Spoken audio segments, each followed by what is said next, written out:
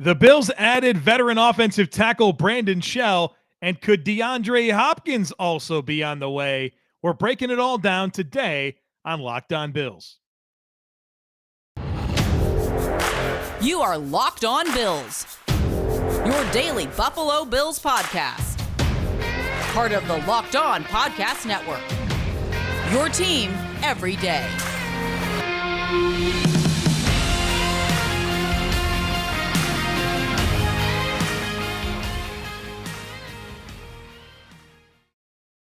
What's up, Bills Mafia? It's Joe Marino, author of Go Bills and Buffalo's Run, also the co-host of the Locked On NFL Scouting podcast, and I'm your host of Locked On Bills.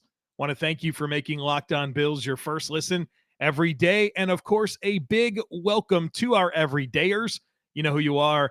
Those of you who never miss a single episode, I appreciate y'all being here very, very much.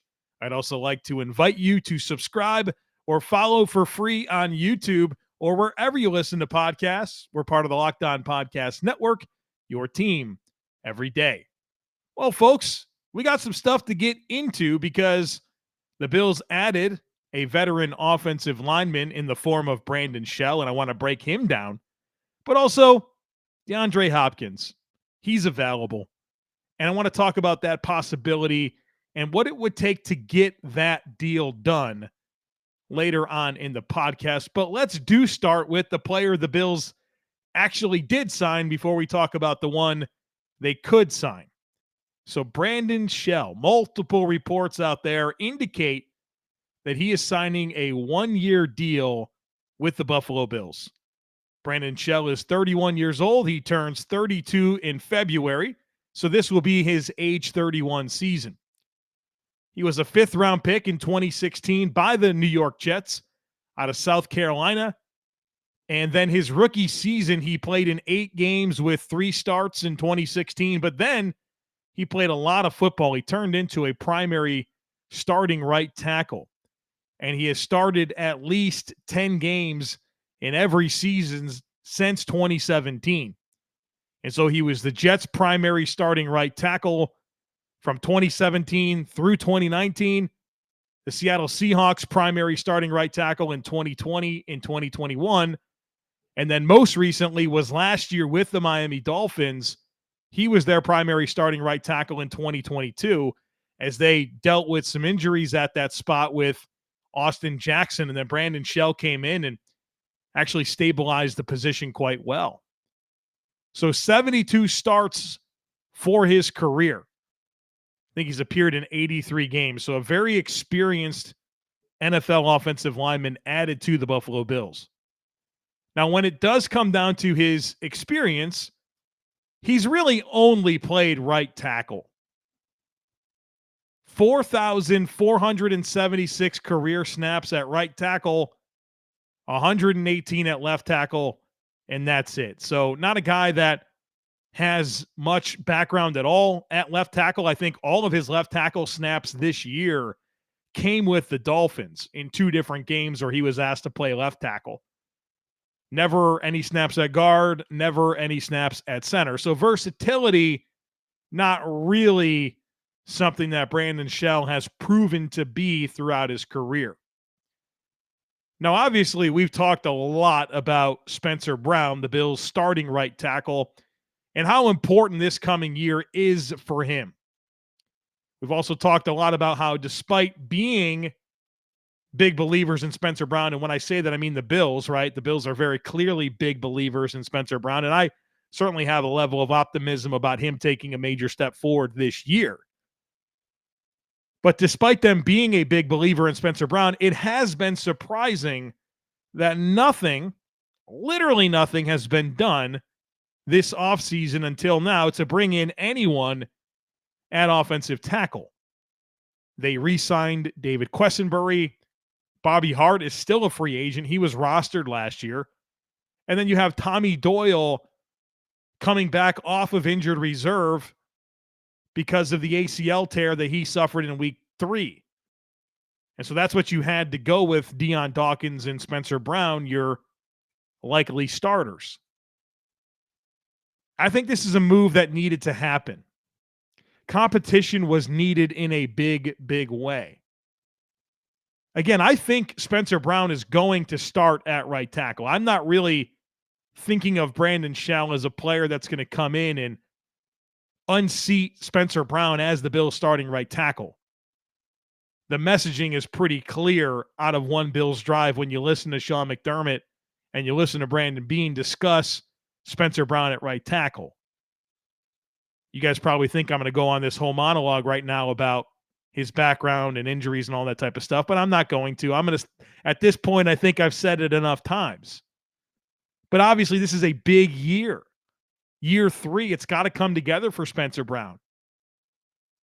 And if it didn't, having David Quessenberry as your next man up, and then that's basically it, is an unsettling spot.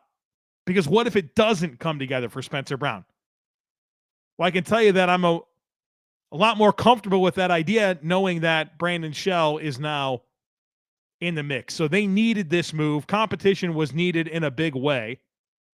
Again, I don't think that Brandon Shell beats out Spencer Brown to start, but is there a reasonable chance that he can beat out David Quessenberry and Tommy Doyle to be the primary backup? I'd say that's fairly likely. I think you can probably look at the careers, and not probably, you can. You can look at the careers of all of the Bills' offensive tackles and say that Brandon Shell has clearly had the second best career of anyone not named Deion Dawkins, who's clearly number one. And so this is a nice player to have now in the mix. And so your overall offensive line competition is shaping up very, very nicely. At offensive tackle, I think your primary pieces are obviously Deion Dawkins, Spencer Brown, David Quessenberry, Brandon Shell. And then you get to like Tommy Doyle, Ryan Van Denmark, Alec Anderson, Richard Garage. But in Dawkins, Brown, Quessenberry, Shell, and Doyle, I think you have a nice mix there of 5 guys competing for 4 spots. I think between Quessenberry, Shell, and Doyle, 2 of them can make the roster. And that's assuming nobody gets hurt. You look at the interior offensive line, and you feel good about this too. Mitch Morse, Connor McGovern, Ryan Bates, Osiris Torrance, David Edwards, Ike Bucker. I mean, that's your meaningful players, and I think they're all rosterable. I think you have several starting caliber players there in Morse, McGovern, Bates, Edwards, Torrance, even Bucker. Like, I think you have that many players that can start. And then your bottom of the barrel guys are like Kevin Jarvis, Nick Broker, Greg Manns. And so I think you're going back to that core piece of Morse, McGovern, Bates, Torrance, Edwards, Bucker. You're probably going to roster 4 of those. And so the makeup of this offensive line as we consider it here at the end of May, I think you have plenty of legitimate NFL starting caliber talent, and you're absolutely loaded with NFL roster caliber talent. And so this offensive line, to me, is in very good shape. I really like the makeup of this group now that Brandon Shell is in the mix. Good competition for some of the starting jobs, for some of the backup jobs, and that's what you want. Let the cream rise to the top. And trust that Aaron Kromer can sort it all out and figure out the right combination of 5 to play in front of Josh Allen in 2023. All right, folks, we're going to talk about DeAndre Hopkins coming up here in just a moment. But first, need to tell you about Built Bar, the best tasting protein bars on the planet. You got to try these things. If you're like me, you're looking to make healthier snack choices, but you don't want to compromise taste. Well, you got to try Built Bars. They're low calorie, they're low sugar, they're high in protein, and they are delicious. They're delicious because they're covered in 100% real chocolate. They come in great flavors like churro, brownie batter, coconut almond, so many great flavors. It's like eating a candy bar, but they're good for you. So check them out. Head on over to built.com. Use our promo code LOCKEDON15. That'll get you 15% off of your next order. but you can also head on over to your local Walmart or Sam's Club and get a box off the shelf right now. So check them out. The best tasting protein bars ever. And I got a feeling if you do, you're going to thank me later.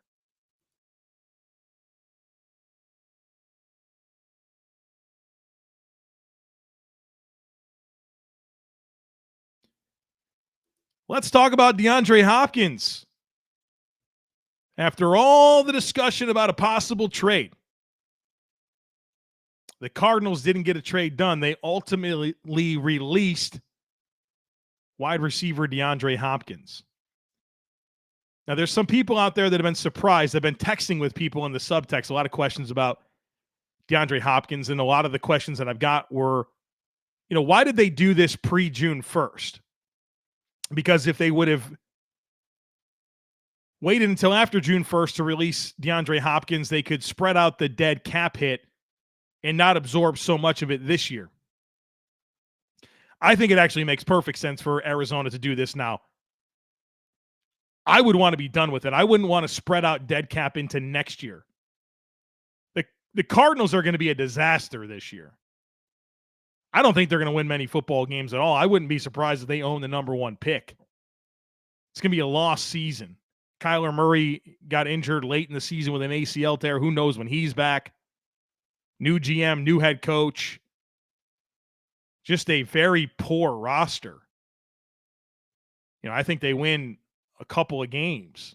And so why would you want to extend the dead cap hit? Just go ahead and absorb it all right now in what is going to absolutely be a lost year for the franchise. And so I think it makes a lot of sense that they did it this way. But there's a lot of reports out there regarding the Bills and their likelihood of landing DeAndre Hopkins.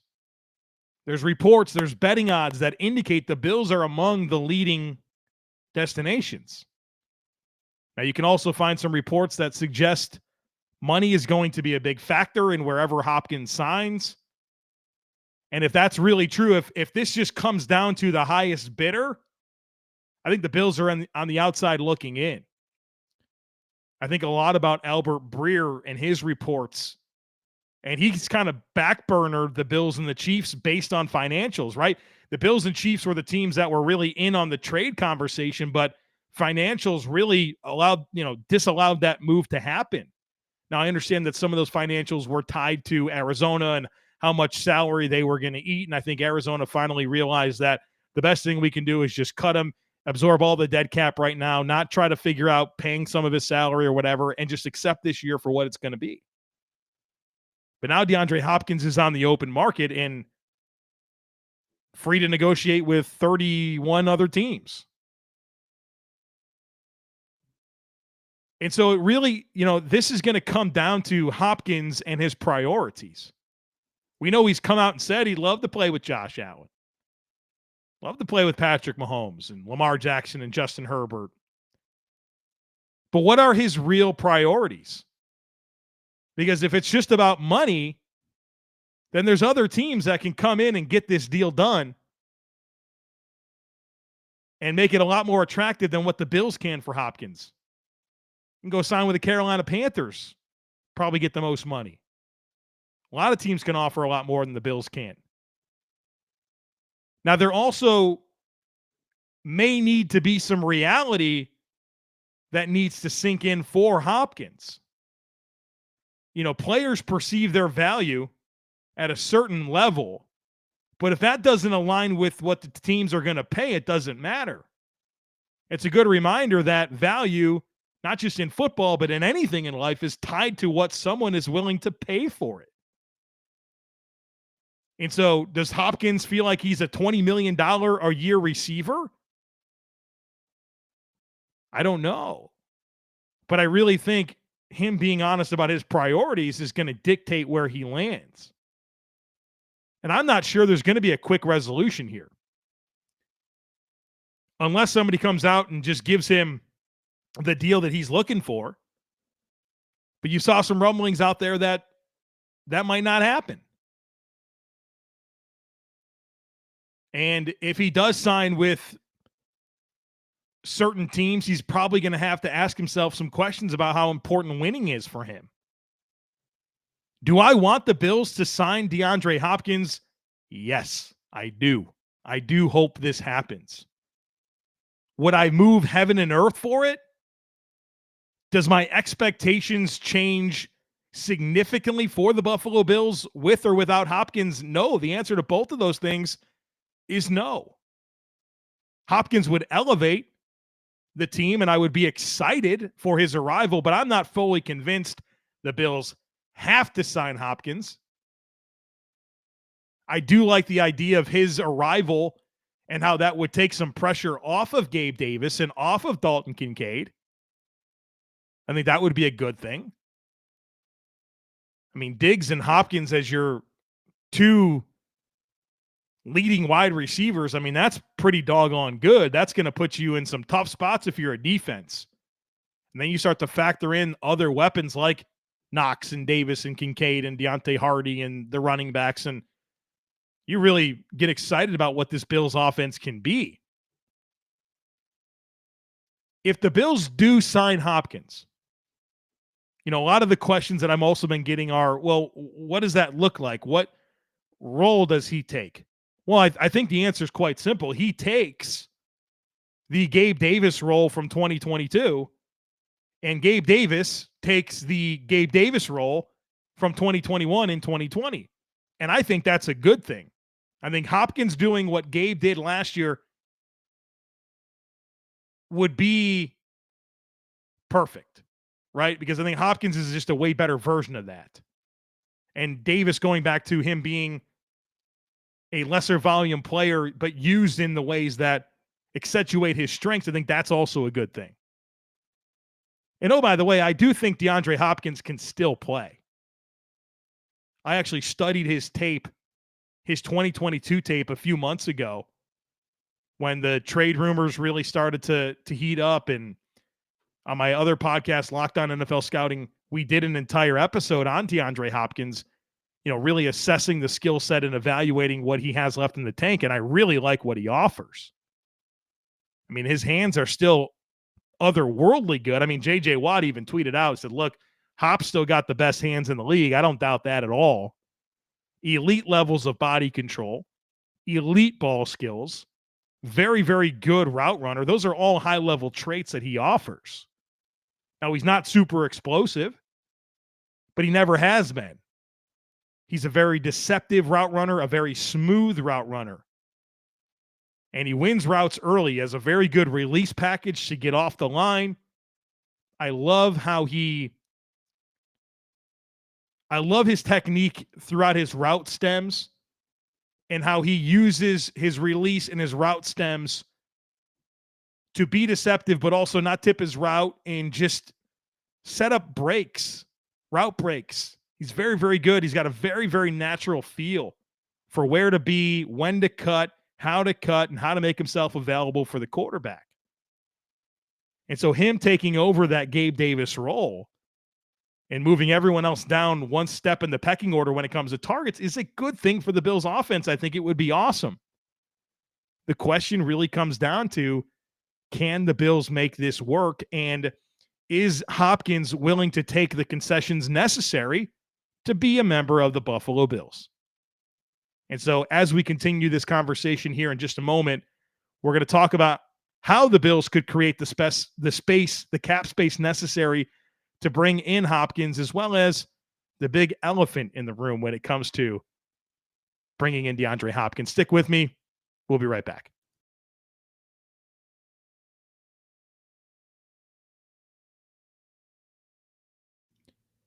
All right, we got a bunch more to get into here with the DeAndre Hopkins conversation, but first, I would like to invite you to join the Locked On Bills subtext community, something new that we are offering.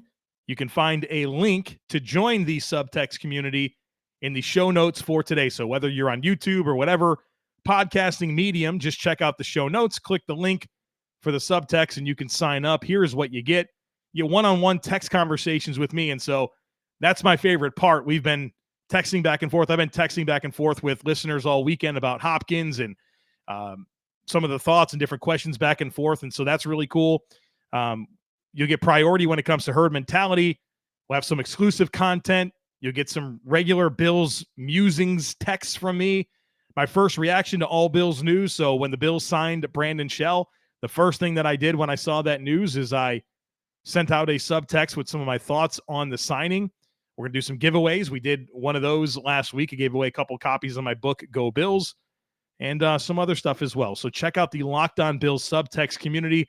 I do want to reiterate that nothing changes. The subtext community changes nothing about the delivery of this podcast. It's not behind the paywall or anything like that. You will still enjoy this podcast like you always have since I've been doing it daily in January of 2019. So this is just an extra layer of engagement for those who want it. And so after seeing somebody leave a negative review saying that the podcast was going behind the paywall, I feel the need to let everyone know that this does not change anything about the delivery of the podcast, and it's just an extra layer of engagement for those who might want it. All right, let's get back to DeAndre Hopkins and the Bills here. How do they get this done, right? The Bills don't really have a ton of cap space, less than $2 million in available cap space, and that's not enough, right? That doesn't get Hopkins done, but that doesn't allow you to operate in season either, right? The Bills have to create some cap space to do either of those things, and they might need to do both. And so the most simple path to creating cap space is with a simple restructure when it comes to a couple of contracts. You can restructure Deion Dawkins and save $6.93 million. You can also restructure Tre'Davious White at $5.8 million in savings. And I think either one of them is likely. I think it's only a matter of time before one or both of them get done, whether it's to bring in Hopkins or just to be able to function in season. Dawkins is a player that I think will sign another deal with the team. He's up in a couple of seasons, and I think he'll probably play into his early 30s, 33, 34 with the Bills. I think that's very likely.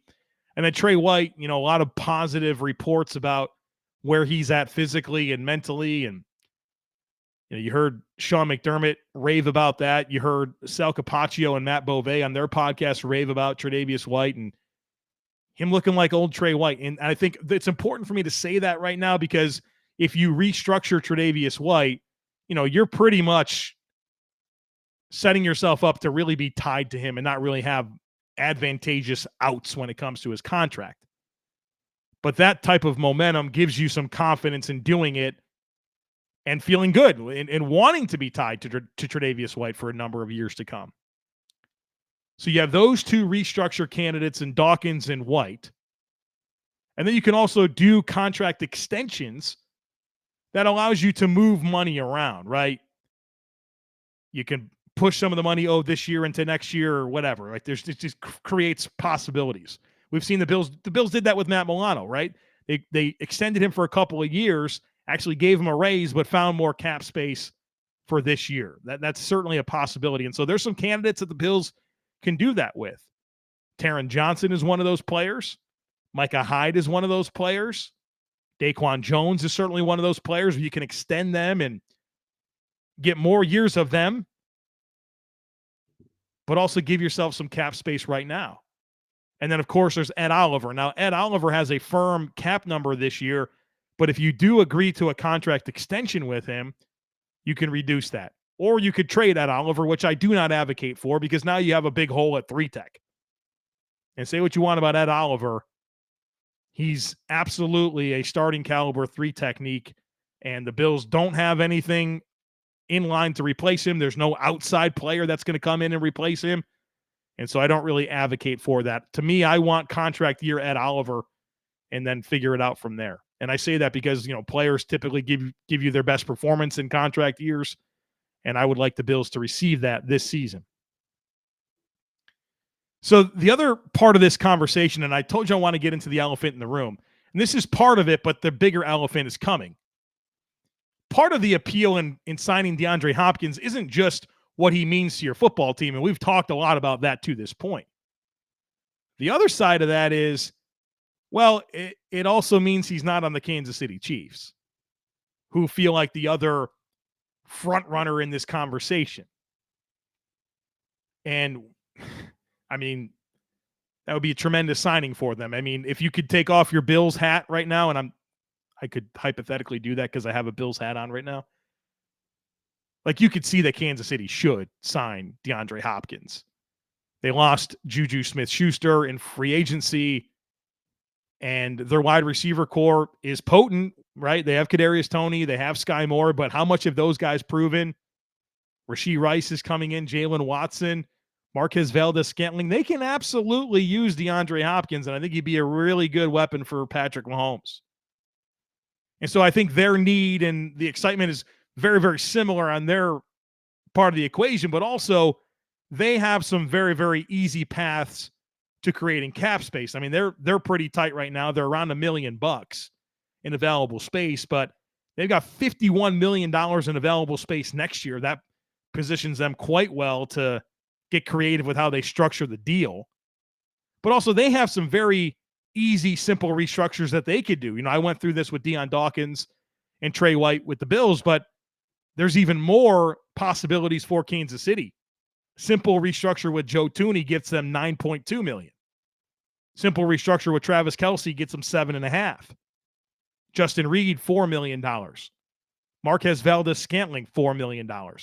Oh, by the way, they can go ahead and extend Chris Jones and Travis Kelce, which feels inevitable anyways, and that's going to free up cap space. So their path to getting that done is very, very clear.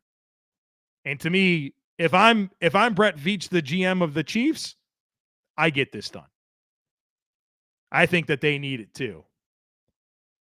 And so there's that piece of the conversation. But the other elephant in the room, and it's not an elephant for me, okay? This isn't a problem for me, but as I get predictive and I get inside the head of Brandon Beane and Sean McDermott, there's a very real piece of this.